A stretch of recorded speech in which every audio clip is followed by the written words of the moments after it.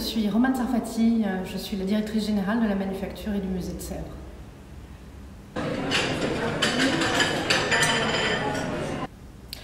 Alors, la gastronomie française, elle est pour moi un petit peu l'image de la France. Elle est enracinée, riche de sa très longue histoire et de toutes ses traditions. En même temps, elle est d'une extrême diversité, riche, là encore, de tous les terroirs de notre pays, également nourrie de toutes les influences d'autres cultures. Elle est extrêmement créative parce que riche d'une multitude de talents de tous les chefs, hommes et femmes, et je me réjouis qu'il y ait de plus en plus de chefs femmes aujourd'hui, et puis parce qu'elle est vivante. Elle fait rayonner la France, et au-delà du rayonnement, c'est aussi au cœur de la vie de tous les Français. Et pour moi, la gastronomie, c'est difficile de dire ce qui me plaît plus particulièrement à titre personnel, parce que j'aime tout dans la gastronomie française, mais je dirais que ce à quoi je suis le plus sensible, finalement, c'est à la table, à l'art de la table, à la manière dont les tables sont dressées.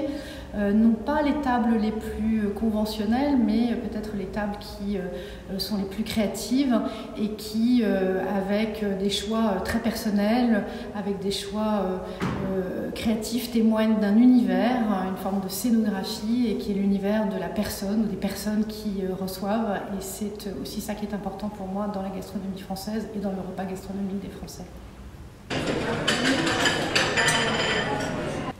L'exposition à table, le repas tout un art, était un peu comme une évidence pour nous à Sèvres.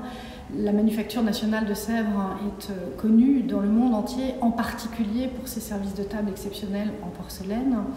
Et cette exposition est un prétexte pour retracer 280 ans d'histoire, de création et de savoir-faire d'exception à la manufacture de Sèvres.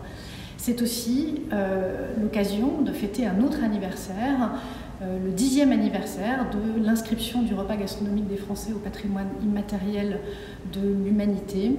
Et finalement, et ce n'était pas prévu de cette manière-là, mais aujourd'hui, alors que nous traversons une crise sanitaire sans précédent qui nous empêche de nous retrouver, de nous réunir et de retrouver ces moments de convivialité et de partage, eh bien cette exposition célèbre à la fois cette tradition qui est très forte et en même temps ce besoin que nous avons tous de nous retrouver dès que possible.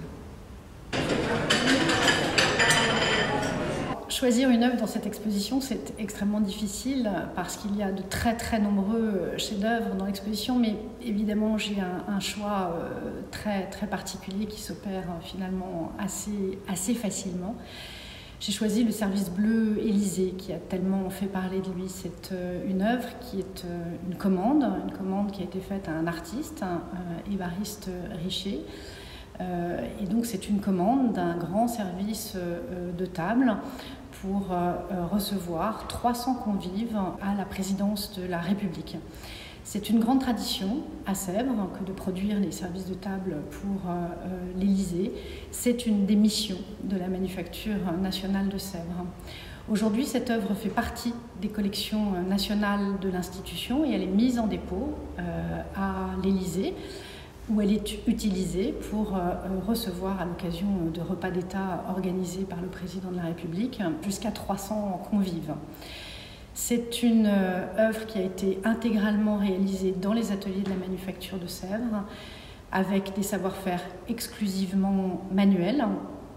C'est une œuvre qui est à la fois extrêmement sobre et qui permet de mettre en avant la blancheur de la porcelaine de Sèvres, également le très très beau bleu de Sèvres.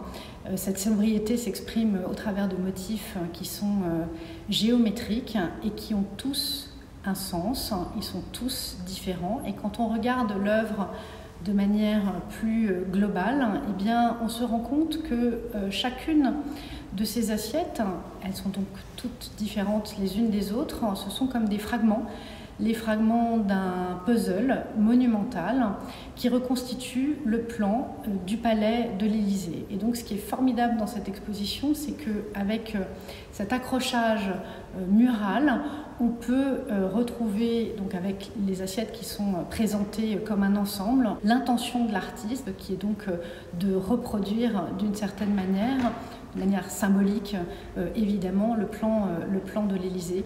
Et donc c'est une œuvre qui est à la fois d'un point de vue visuel et d'un point de vue symbolique extrêmement forte. Et je suis évidemment très impatiente, comme toute mon équipe, d'accueillir de très nombreux publics qui pourront l'admirer au milieu des autres chefs-d'œuvre que présente cette exposition.